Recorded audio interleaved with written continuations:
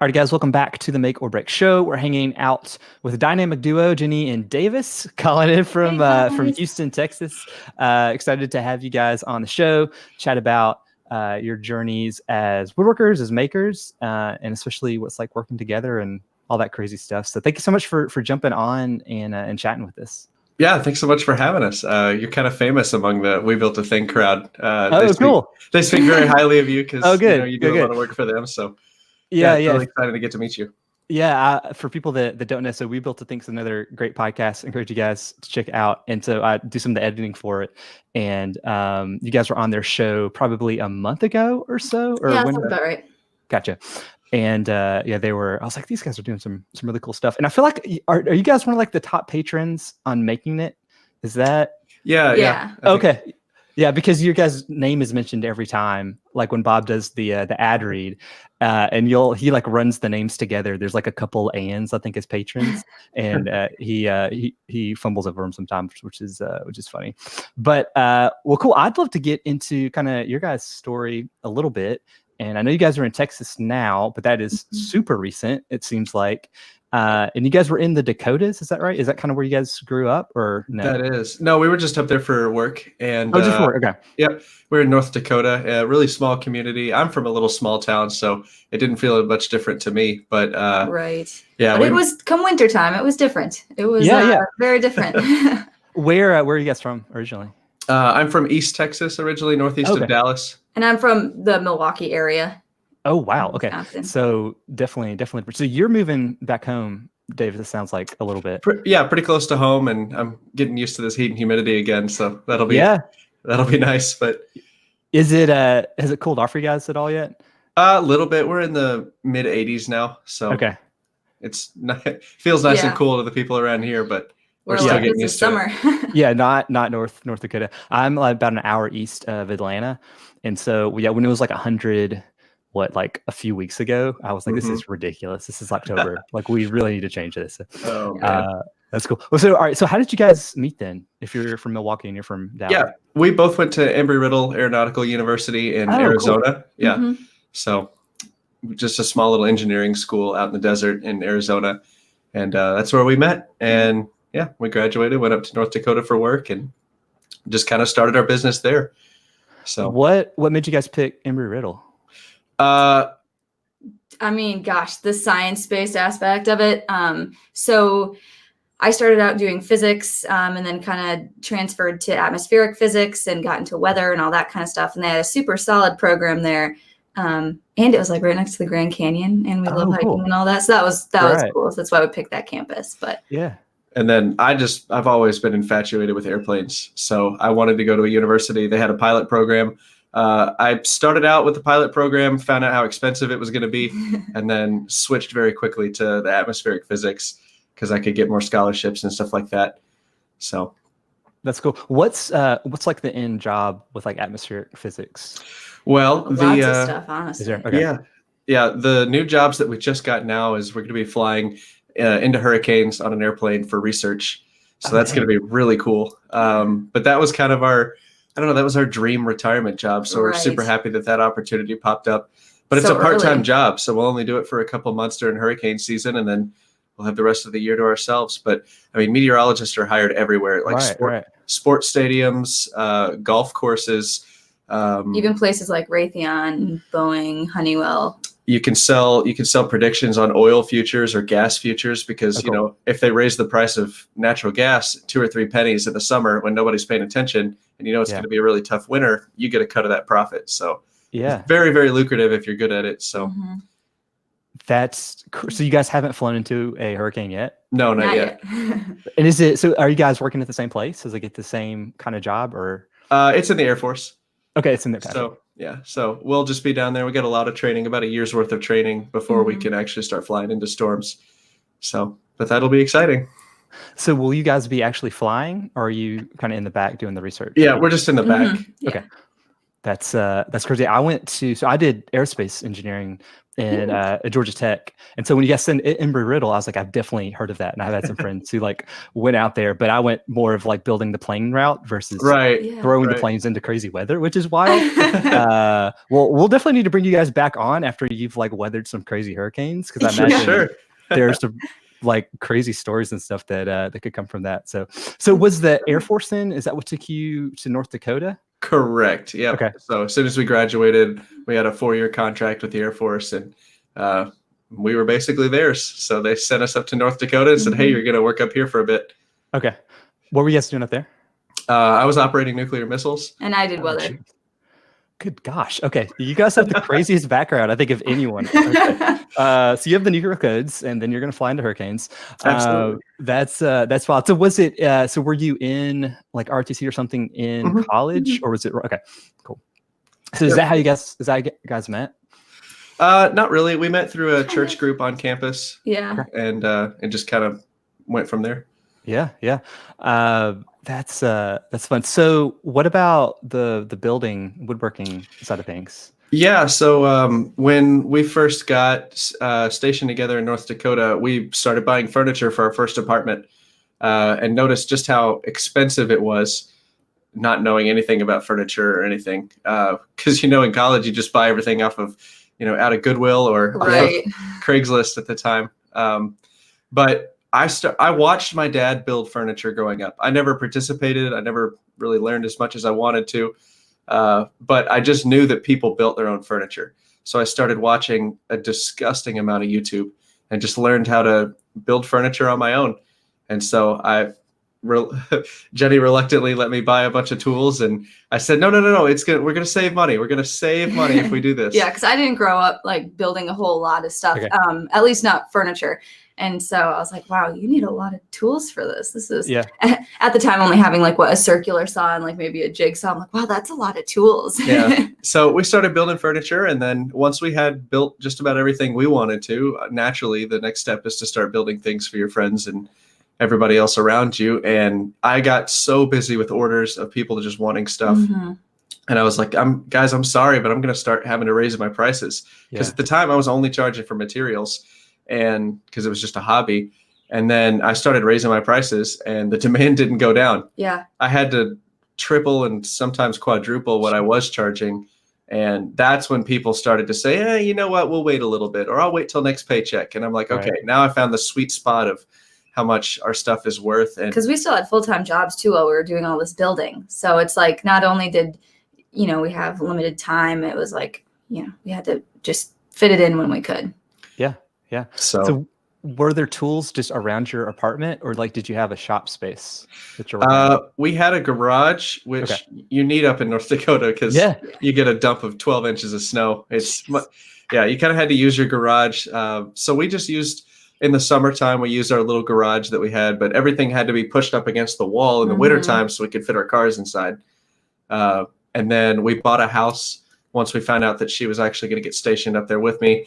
Because we didn't know. We thought we were going to be apart for a couple of years, but a really cool guy did pull some strings for us and got her up there with me. But we bought a house, and then it was a 3-car garage, but we needed to use 2 of the stalls for the cars. And then I just had the 3rd stall for the workshop. So it was like in the summer and spring, we could have pretty much like the 3 stalls for our shop. But come winter, we needed to compact everything into one. So how many years were you guys in that shop? I would say the 3 house years? shop, like 2.5. Yeah, 2.5 in the house, and then another 1.5 or so in the apartment. Gotcha. And then you guys came down to Texas. Yep. From there, okay. So how did you guys? So I guess my story was kind of similar. Like I started building stuff around the house, but my wife was more like, all right, just like I'll let you get some tools and build stuff, but like she was not interested really. Like she loves to make things, but not like that style. So like, did you guys kind of automatically start working together and like building stuff together? Yeah, I mean, I knew that I had to have her as a part of it for it to flourish, and so I just said, look, she's kind of a visual person and she likes decorating, and so I said, you can just run with the design. You tell me what you want me to build, and we'll build it. Yeah. And I did a lot of like refurbishing in college. Okay. I would go out and buy like the cheap dressers and chairs and like nightstands that nobody else wanted anymore that maybe had like a dent in them. And I'd just sand them down and refinish them. And then I'd try to like go sell them in some of the shops downtown and stuff like that. So I kind of had a background in making sort of, but not like physically making. So yeah, that totally makes sense. I need to take a page out of your book, Davis, because my wife gives me the design and then I always want to change it a little bit, and not good. She's like, well, I told you to do it this way. I'm like, I'm sorry. So, that's cool. So you guys were doing this as a side hustle. It sounds like it eventually built to that level. Mm-hmm. Was it? Was there a point? Because one of the things I really like about your guys' channel is like the business side of it. So it's not just we're going to teach you how to build this product, but like you need to build a business around it if you want to do it. And so like, was there a point when you realized like I could build like an actual business doing this versus just kind of making stuff for friends? Yeah, once we started raising our prices and people kept saying yes, I didn't want to screw my friends over, but I kind of just wanted to see how high it would go. And so I went to the public library and I just checked out every book on sales that the library had. And I just read them. I got a lot of reading time at my job. And so I was just able to burn through a bunch of sales books. Mm-hmm. And I just realized like, look, sales is not screwing people over. It's just helping them come to a decision that they were already going to make. And so from then on, we really just started practicing it like a business. And we just said, look, like these are our prices. We're not going to budge. Everything is consistent across the board. So right, figuring out how we got our prices also, like how much do you charge for this and how do we stay consistent every single time? Yeah. And we kept hearing a consistent thing over and over from our friends that's saying like, look, guys, we would deliver the piece, put it in their home. And they're like, guys, I probably would have paid 2 or 3 times what you charged me to do. And of course we were just, the nice guys that were like, oh no, it's fine. Don't worry about it. But we started thinking like, look, like this is how businesses really start, And so if there's anybody on this planet that's going to overpay for your work, it's going to be your friends and family. Right. So don't feel too bad if you're trying to get your pricing structure figured out with your friends and family, because they're going to be way more forgiving than the general public. Yeah. So were you building, like, did you kind of have a set piece or were people just coming with you with like a bunch of different random things to build? Mostly desks. Yeah, I don't know why, but a lot of people were starting their master's degrees, and so they wanted like a desk to study at. Mm-hmm. Yeah, and so that was kind of the niche market that we jumped into. But we built all sorts of coffee tables and TV stands and all sorts of stuff. So were you guys doing like active marketing, or was it mostly just word of mouth stuff? We didn't do a whole lot in the way of marketing. It was just word of mouth. And then we started practicing closing deals on the phone. So as soon as somebody would call us or text us and say, hey, I'm thinking about buying X, Y, or Z, we would call them immediately and just try to close the deal over the phone. We try to negotiate what the project was, how much they wanted to spend on it, and a deadline. And once we started just practicing that sales process from beginning to end, once you throw in a referral at the end saying, hey, do you know anybody else that's looking for something similar? It just kind of snowballs from there. You don't really need to do a whole lot of marketing. And that was kind of the process of just starting out too. We hadn't quite fully figured out marketing yet. And so we did go on a lot of the word of mouth, and that's kind of what we pushed ourselves on. And that's kind of how we grew before we got into like actual marketing and stuff. Yeah. Did you guys know at that point, like this was something like we really want to invest in? Because like building stuff, I guess for your friends, at least for me, is like one thing, but then like, all right, I want to actually make this a business is a whole other thing. So we really like the idea of just running the side hustle and just staying with that, just ultra high end.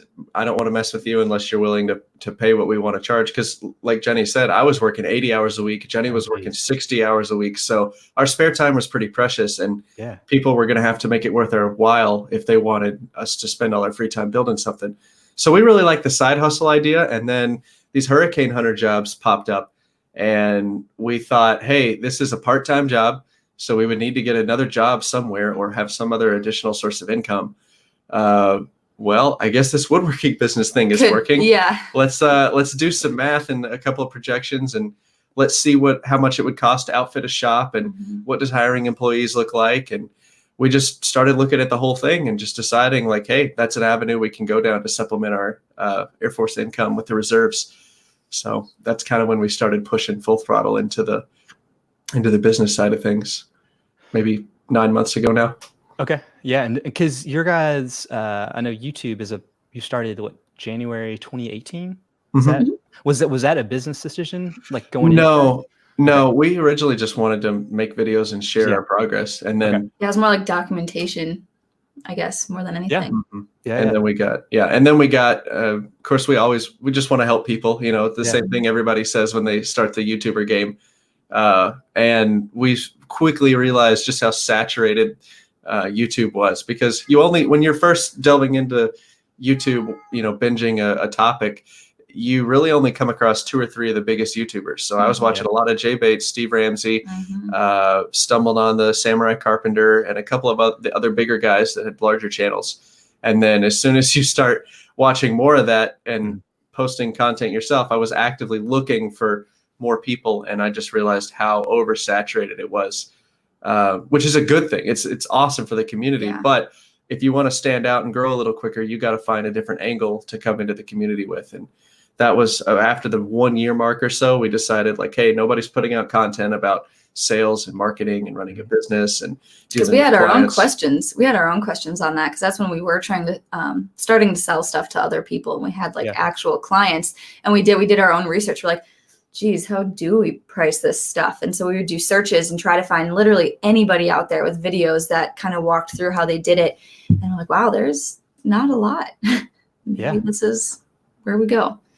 Yeah, because I guess really just the made for profit guys, the other podcasts are really the only ones, at least on the business side of things, that seem pretty intentional. And that's their channels aren't that on YouTube. It's just more of the podcast. Right. And a lot of their topics focus now more on the content creation of Instagram, which it's a need in the community, really but helpful. I still feel like there's some voids left for just the guy trying to run a side hustle on the weekends.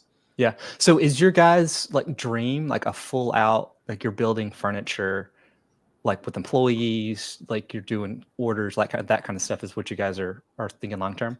Yeah. Do you want to talk about that? Yeah, I guess like a little more production based. So we can set up and like we said, we kind of had like a smaller niche market where we pretty much stick with one thing. We don't have like 1,000 different items that we build, design, sell. But taking into account like the highest efficiency we can possibly have, like what tools, what layout gives us and employees the highest efficiency to do the most amount of things. Our goal is to have a couple of different franchise locations, I don't know, across the South. But our goal now is to franchise. And so what we really want to do is build up a nice space here in Houston, get a production shop that makes 4 or 5 products, but we make them really, really well, super high end. And then we can transfer that and maybe find some investors and go to San Antonio, go to Dallas, go to, maybe as far as Atlanta, and see what we can do as far as just selling a woodworking franchise. And give other people who are like, kind of interested in the same things we were interested in a shot to do it like we did. So. Yeah. And so franchise as in like you're building the furniture too, not just like another, like a sales floor to sell products that you guys make. Correct. Okay. Yeah. We want to scale custom furniture, which it sounds like a paradox, but it's, it's why? Sorry, go ahead. Oh, I was just going to say it's something impossible to do, is to scale something that's so custom and so intimate and so personal. Yeah. But I don't know. It sounds like an exciting challenge to us. Yeah. So what about starting a business? Like, have you guys been entrepreneurial growing up? Like, usually this isn't like a decision, I feel like, especially if you have a full-time job. Like, I also went to build a side business when I'm working 80 hours a week or 60 hours a week. Like, is that something just kind of you guys have always had with you? I don't know, not fully. I mean, maybe a little bit in like the back of our minds, but I think it kind of sprung up on us more once we were in North Dakota.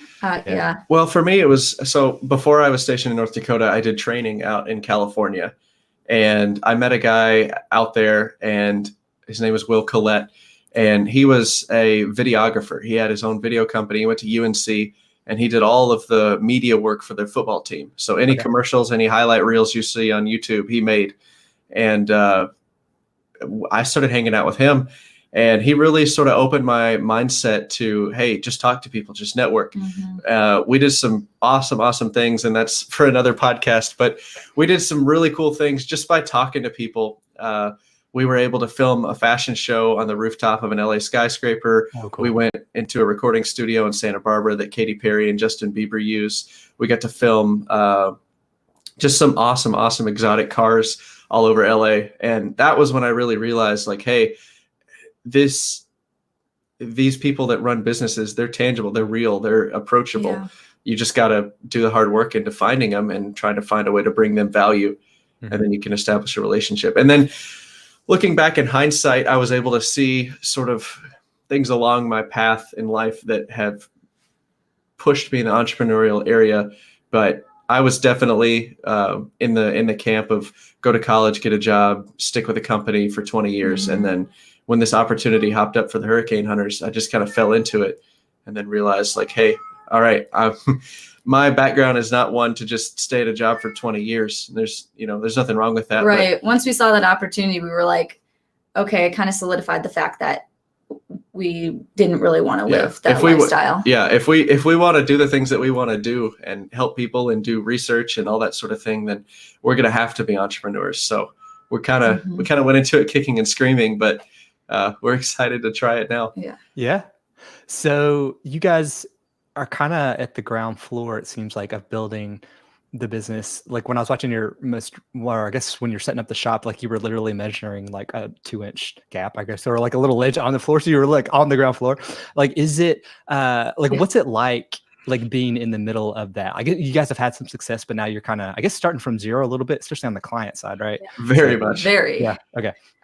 Yeah, we didn't know if I was going to get this new job or not. There was some confusion in the paperwork, and so I didn't really know if I was going to get this Hurricane Hunter job just until maybe 2 weeks ago. Yeah. I got final confirmation I was going to be hired, and so we were like really coming down here on faith. Right, and that was the thing is like, hey, if Jennie gets the job, that's cool. We can still do it, but we need to live in a place that's more populated so our business model works. And so that was Houston for us because it's close enough to where that unit is stationed, but at the same time, it's populated enough that we could sell high-end furniture. So we came down here. We don't know anybody. It's really exciting, but at the same time, it's a little bit terrifying. I know that we're just going to have to trust ourselves and just follow our own advice. I think I said that at the end of the last video. We're just like, I've been watching our own programs and our old videos and just it's trying like everything we did in North Dakota, but on steroids. Right. Yeah. So we're just going to have to find a way to establish new relationships and try to bring them value first. A lot of the things that Gary Vaynerchuk says, and just try to push in that direction. It's definitely scary. And it's a lot of like enjoying the process too. Like learn to love the process. Yeah. So. That's crazy. The client piece, I feel like a lot of the people listening, that's probably the weakest point if they're wanting to build a business. Like even when I'm thinking of like making stuff for other people, that's usually like sometimes my least favorite part is like trying to find somebody new and all that kind of stuff. Is that just like you said, from reading books and like trial and error? Like it seems like that's something you guys have done really well at least before. Yeah, it's just understanding the abstract framework you want all your customers to fit into. And what I mean by that is we have a cool video called, in the thumbnail, it's got a Ferris wheel on it, but it's a concept I read in a book called How to Sell Anything to Anybody. And it just talked about you really only need, I don't know, in a woodworking business for a hobbyist, you really only need 20 or 30 people in your Ferris wheel who every 6 months, 8 months, 9 months, however long their Ferris wheel takes to come around, they order something new. Okay. And once you put 20 or 30 people that are really good clients that always pay on time, they never change the design in the middle of the process. Once you get 20 or 30 people like that, you're not going to be able to keep up with the demand unless you start hiring employees. Yeah. And so that was kind of our philosophy when it was a side hustle of just like, look, we're just looking for 20 people. We're not trying to sell to every person on Facebook Marketplace. I'm not trying to go to a trade show or a craft show and sell 300 items.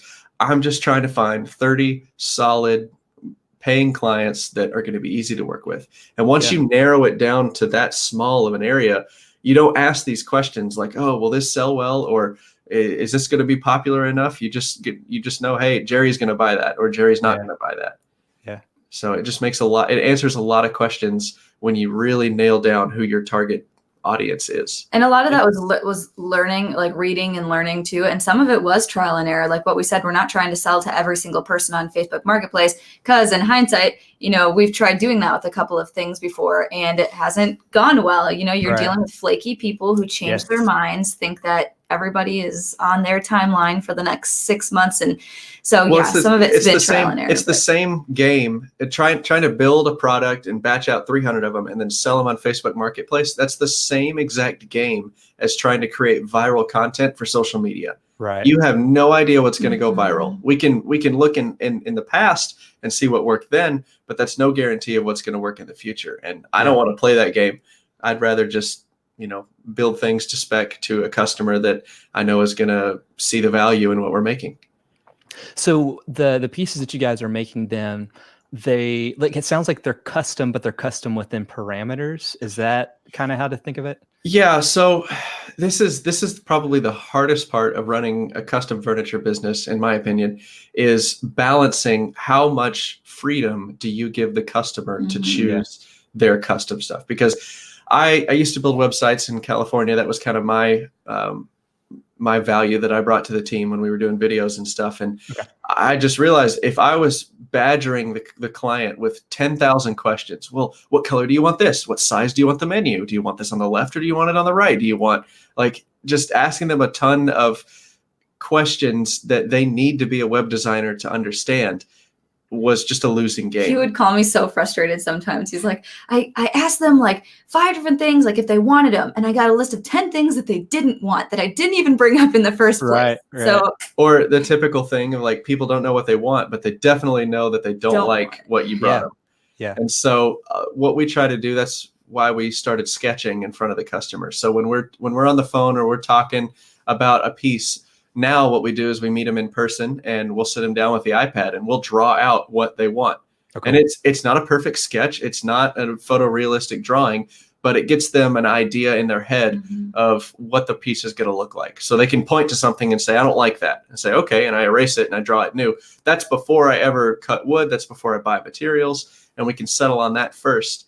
And then, that way they have limited freedom, which kind of sounds bad, but I mean, go to any drive-through, the drive-through, they have a lot of variety, but it's all chicken tenders and cheeseburgers. There's not a whole lot of variety in it, even though you might think that you're ordering a custom burger, if that makes any sense at all. So that's kind of how we're handling the custom versus batch sizes. And there's a lot of things that the customer is never going to know that we have picked for them. We're going to have a certain size tabletop for a 6-seating dining table. And every person who says they want a dining table that fits 6 people is going to get that dedicated top. And that one top has a whole procedure on how it gets made very simply and very repeatably. And the only thing the customer is going to pick out is what color stain they want on it. And again, they're only going to get the choice between 3 or 4 different color stains unless they want to pay significantly more to have a custom color blended. But yeah, it's a lot of I's to dot and T's to cross before we get all of our systems figured out to try and hire employees to come in. So when you're setting up your shop, are you setting it up like this is the table, or this is where we're building the tables, or is it more like setting it up by operation? This is where we sand, this is where we mill lumber, all that kind of stuff. Mostly operation. Yeah. Okay. Our idea is to hire employees that are not woodworkers. Okay. For a lot of reasons, just because we want them to do things our way, not necessarily the way that their grandpa taught them. And no offense to their grandpa, but that might not be the most structurally efficient way to build something. And so we want to set up our shop in an area to where we can train by the skill. So a new guy comes in for the first couple of weeks, all he's going to be doing is sanding and finishing, or maybe just sanding, and then he'll learn how to finish, or she'll learn how to cut lumber down to rough dimension, and then the only quote unquote experienced woodworkers will have are the people that take all the components that have been cut out and assemble it, because they're going to know how to do all the joinery methods. They're going to know what needs an extra support that the design guy forgot to put in, and she'll be the person that deals with all those sorts of issues. But hopefully that's a person that we've trained from the ground up through our system. So how do you guys split up duties between you two? Like, do you both kind of do everything, or do you guys kind of naturally tend towards different things?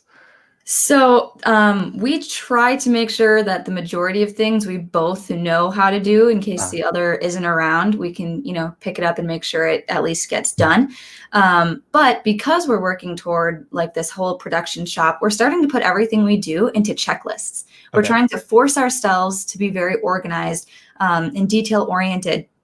So like, for example, which is a struggle for us. It is, because we're not like the most naturally organized people. But for example, like when I go to write one of our blog posts, I have a checklist of what typically goes in a blog post. How do you do all the photos? Where are we grabbing photos from? How does it get posted onto the site? How do you send out email notifications to people who subscribe to our blog posts?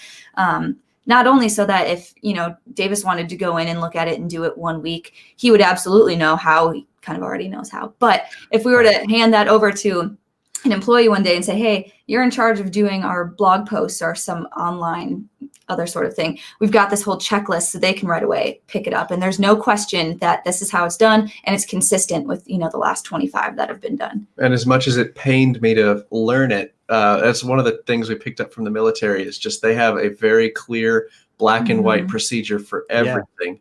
And as much as that made me want to pull my hair out when I was an operator, at the same time, like if I screwed up, they could point to the checklist and say, right here between this step and this step, you missed this. And that's why you suck. And so we're going to be able to do the same thing, hopefully a little nicer to our employees. Right. And just say, hey, man, like you forgot the round over on the back side of this tabletop.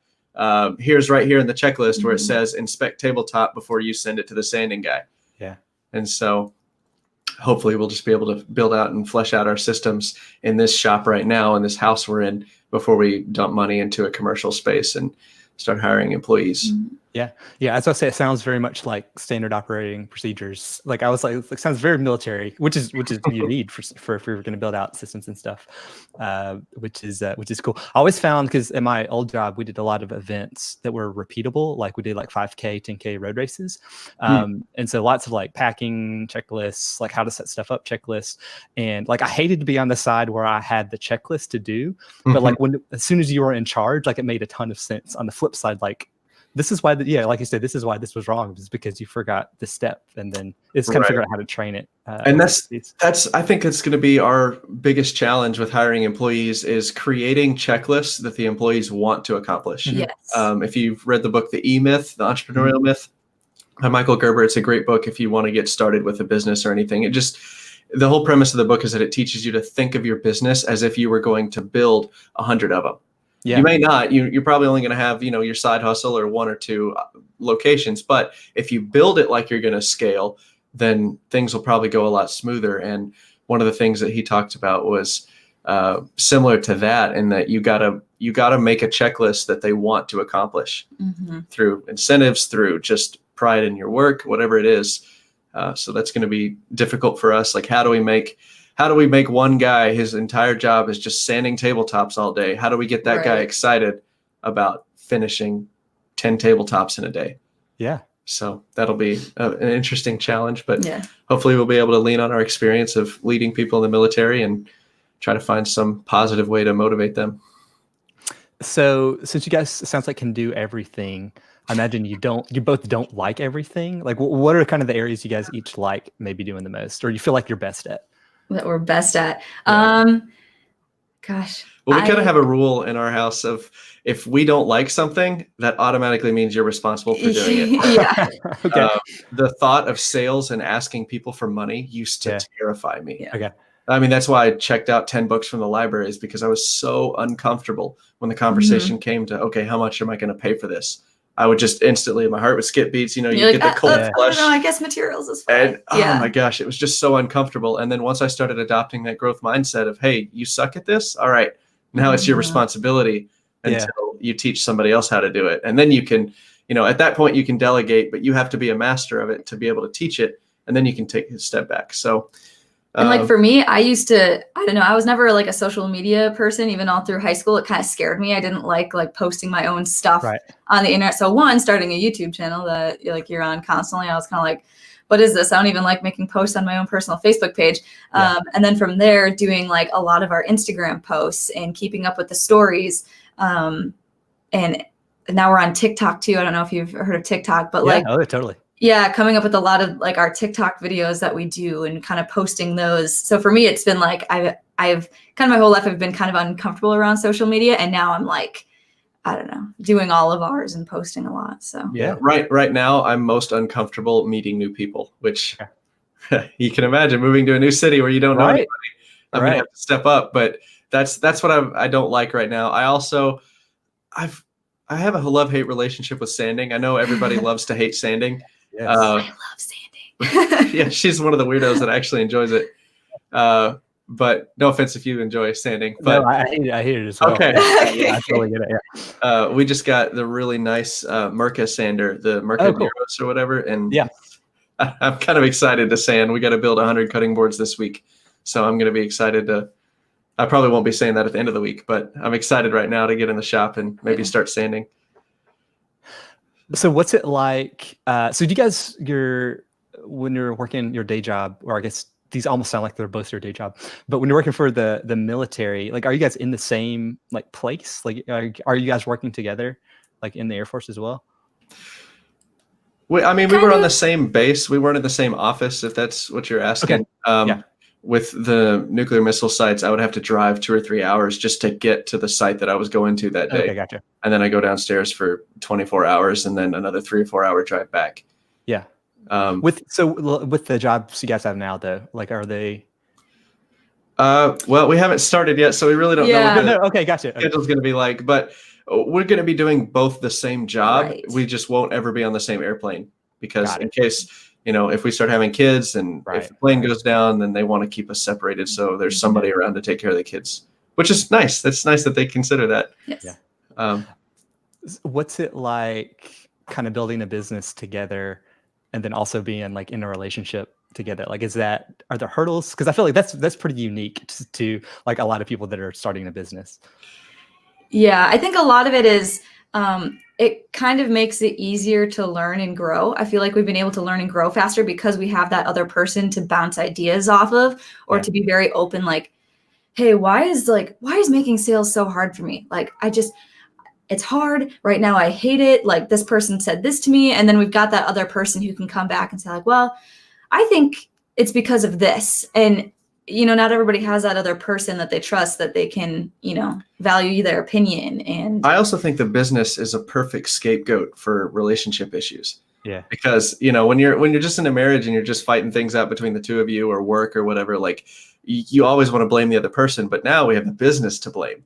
Yeah. So a lot of issues come up, I think earlier than they would have in the relationship with trying to run a business together. And so it gives us an opportunity to, what's the saying or whatever? A common enemy makes. I don't know the saying, but basically, if two people have the same enemy. Oh yeah. You bond over it, essentially. The enemy of my enemy is my friend, sort of thing. And so trying to tackle this mountain that is this woodworking business has really helped us learn and grow and deal with a lot of issues that we were carrying personally. Helped us flesh all those out and conquer those as their own issues instead of just letting it boil over and spill into the relationship. So it's been a net positive for us, I think. Yeah, that totally makes sense. So we have a coming up to be 2-year-old, and then my wife is pregnant, and like especially as we're adding kids, it feels like the business piece, like that, it's like you have a little small business like now, especially with kids, like who's going to feed her, who's going to cook, like who's going to bake her.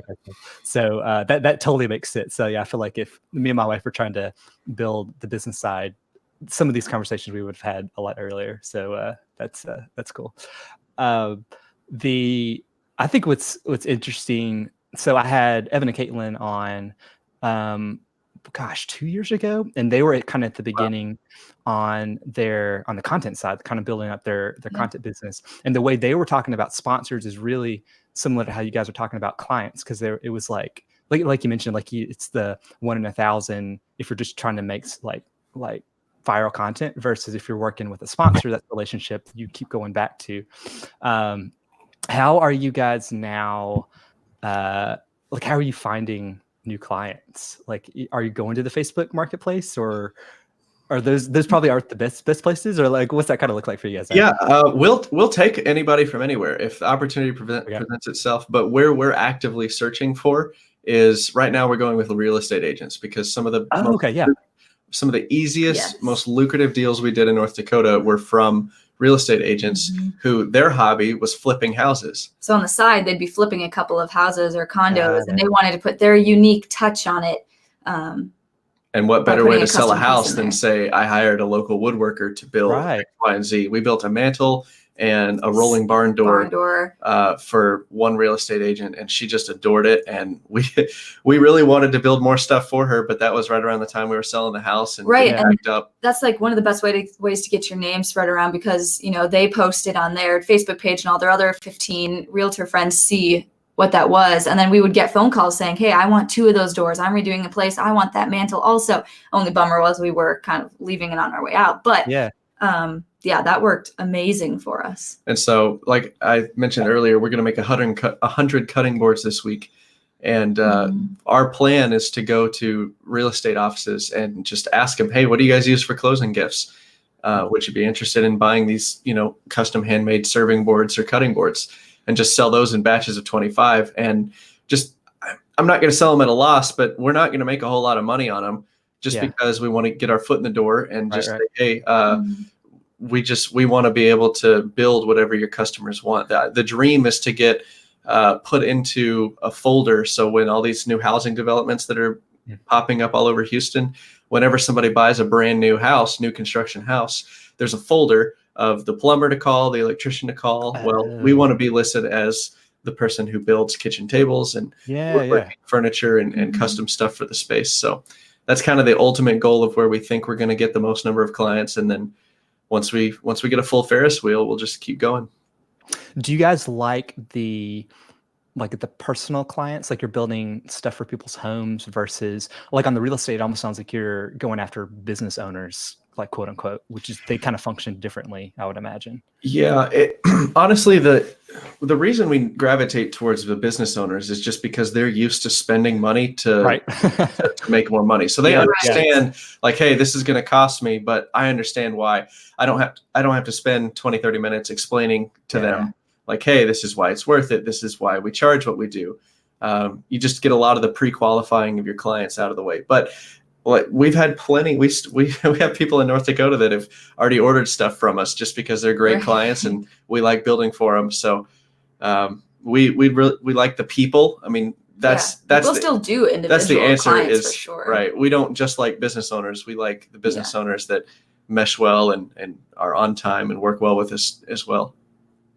That totally makes sense. Yeah, because so Bruce Ulrich was doing something similar, because he is a real estate agent, I guess now, and he had talked about the cutting boards as like gifts, as he had been doing a ton of those. I never would have thought of real estate. That's super smart. What about like other businesses like bars or restaurants, that kind of stuff? Is that something? Yeah, we'd like to build tables and stuff for restaurants. That's where it gets kind of hairy, because sometimes a restaurant owner like insists on some sort of upholstery, which I don't want to get my hands dirty with upholstery. And but if some little restaurant downtown wants all steel, we just hung out with Richard from 42 Fab a couple weeks ago in Oklahoma City, and he built a ton of tables and booths and benches. And he doesn't do any woodworking, but he did those jobs because they were so lucrative. And it was worth his time to learn how to play with wood for a little while when he welded all these steel table frames and bases. So we like to do restaurant build outs too. That's an area that we're open to as well. We're just going to have to figure out what works best and kind of run with it. So you mentioned a couple times that there's like a future shop or a future like shop space you guys are wanting. So will you always kind of have a home shop, or is that just like a kind of stopgap before you build out the full one? I don't know that we're going to have a full production woodworking shop in the house once we have the business shop. I don't know. It'd be more personal. Right. Yeah. Like I said, my passion is aviation. So eventually the garage is going to become an airplane factory. Oh, cool. Okay. A home built airplane or two. Yeah. But yeah, that's what we're working towards right now. But the only reason I had a home shop in the first place is because I was building furniture for myself. And once we have a house and it's full of furniture, just on to the next thing. So on the YouTube side, so it was January 2018. So coming up on a couple of years. Is that right? How long you guys have been doing it? And it sounds like it's kind of started as like you just wanted to give back as a hobby, but now that you guys are running a business, like YouTube is not just a hobby thing. Like there's a ton of work that goes into it, and you guys do an amazing job. So kind of how do you guys see that fitting into your guys' business? Yeah, we still just want to help people. I know we take sponsors and we have some courses for sale, but that's really just to get our return on our time invested back in. But our goal is really just to help people, and we see the need for people to get coaching and training. And I don't think that we're super qualified as coaches and teachers, but we've got a lot of success. And it's not any of our own ideas; it's just stuff we've picked up from books. So the quicker we can share information to somebody else, learn on the way. The way we see YouTube fitting into our business model is it's really just our personal brand. I'm kind of hesitant to say this because I don't want to lose a ton of subscribers, but eventually it will be us building airplanes and any business ventures we have in aviation. And so we want our core audience to be sold out to us, but at the same time, just giving them value wherever they want it. So right now we're in the woodworking space, and we probably will be for the next 10, 15, 20 years. We're not going away anytime soon, but if we want to post a video of us flying an airplane or taking a trip up and down the East Coast to find the best clam chowder, then I want to be able to put up that video. Yeah. Which is kind of why we've rebranded as Jennie and Davis and away from our old woodworking brand. Yeah. So that makes and then any income that comes from the YouTube channel is just bonus. It's not what we're depending on. Just that's all bonus. So. And it seems like the personality piece is always kind of like the key element to like successful channels. Like, even if they are like project builds, like you keep coming back because of the person. And like I mentioned, Evan and Caitlin, it's like when they kind of made a shift, I guess earlier this year, to where it wasn't necessarily DIY learn how to build a project, but like you're going to tune in for these folks. Like it makes a ton. And then when I was watching your guys' videos, like at first I was expecting like, here's step 1, here's step 2. And there's a lot of like, hey, we just went to the beach. I was like, oh yeah, their personality is what's going to drive this. So it's going to be, it's cool. It's really cool to see what you guys are doing. It's a slower growth. I mean, the channels that grow the fastest are the tips and how to do it and just straightforward. But that's great. Props to the people that can do that, but that doesn't fit our style, number one. And then number two, like we'd rather have 2,000 subscribers that were loyal to us and were genuinely interested in us than we'd rather have 2 million people that, they just scroll right past our thumbnails because, we didn't play the thumbnail game right that week. Right. So, and that's another benefit to sort of treating YouTube as bonus extra, because we're not having to be a slave to the algorithm, and we're not too worried about our watch time every week. And that's what, we still get emotional about it. Yeah. We're still human beings, but we're not chasing the ad revenue money or trying to inflate our numbers in any way. It's just, oh, that's cool. Numbers are up. How do you guys do the nuts and bolts? Like, do you guys both shoot, edit, all that kind of stuff?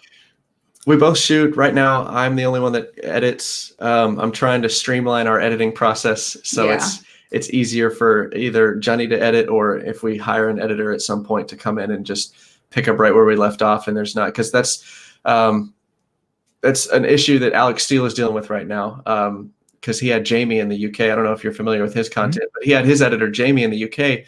And from what I can just tell, piecing together in the videos of him moving to the US, he tried out a couple of different editors, but nobody could match the style of Jamie, which is great for Jamie, keeps him employed. But at the same time, like, it's not very scalable. And so we want to create an editing framework that still is very visually pleasing, still gets the job done really well.